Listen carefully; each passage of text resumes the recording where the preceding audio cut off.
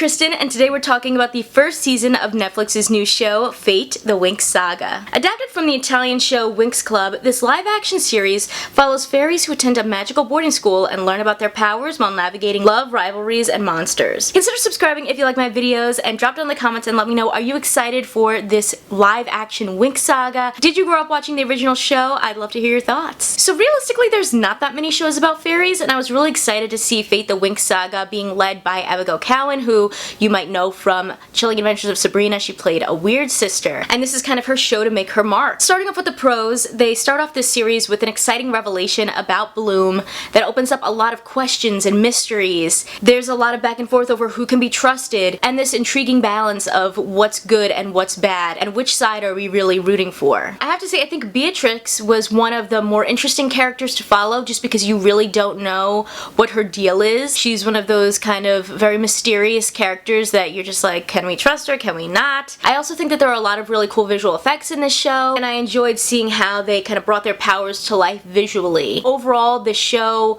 was just okay. The finale is really where I started being very intrigued to learn more. We got a lot of answers, even more questions, and we started to see this group of girls really finally starting to come together as friends in that finale, and I wish that what they had done there is what was throughout the entire season. On the opposite side, I felt like the pacing of this show was really weird, especially with both how they developed the magic and the friendship. For instance, you know, there'll be an episode where Bloom is struggling with her magic, and then the next episode all of a sudden she's mastered it. And it just felt like there wasn't enough building up of the characters and their powers for that to make sense. I do think that there were some things that I wish that they explained better within the series. As someone who actually didn't grow up watching the Winx Club, I kind of was coming in with fresh eyes and didn't really know everything, so the specialists or the burned ones, like trying to figure out what those things are and like what that really means, I just think that they could have explained a little bit better, like the fact that there are fairies, but then there are like these people who are specialists who are more like knights and they're not actually magical. I didn't think that that was super clear. This is a magical show where literally anything is possible, and yet still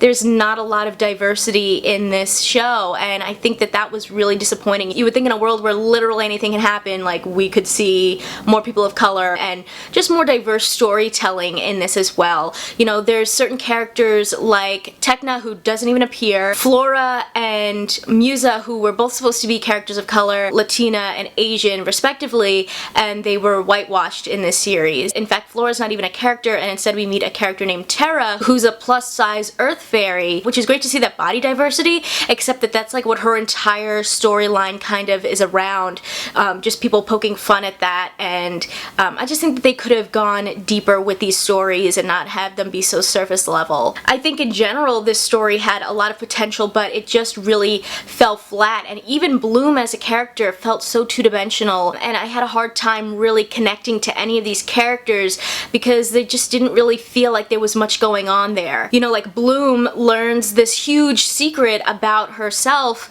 and the kind of theories that she has of like, okay, well, why would there be a fairy on Earth, are so mundane and don't make any sense. I just wish that they had thought a little bit more deeply about those storylines, and that there was just better writing around those moments, because the whole time I just kept thinking like, this doesn't really make any sense. I also think that like going back to the original Winx Club, something that people really loved about that show was the fashion and how colorful and vibrant it was. You know, they really took inspiration from pop superstars, and they had such glamorous, you know, glittery, cute outfits. And I think this show doesn't really do anything special when it comes to the costume design or makeup or anything like that. You know, this actually would have been a really great opportunity to go that like Euphoria route and kind of channel Maddie Perez when it comes to the clothing and the makeup and just really doing something unique and fashion forward, and so I think people are going to be a bit disappointed by that as well. So when it comes down to it with Fate the Winx Saga, I really think that the finale is where things kind of like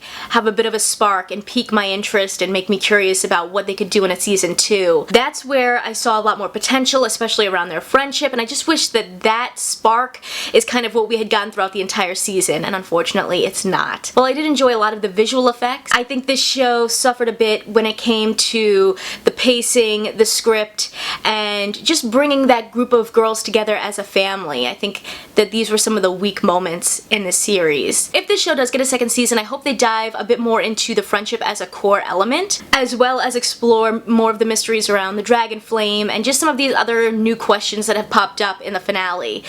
Because really that finale is where I was like, okay, I'm kind of into this, and it just is unfortunate that like the first 5 episodes didn't give me that same excitement. If you guys like this one, you can check out more of my Netflix reviews right over here, and I will catch you in my next video.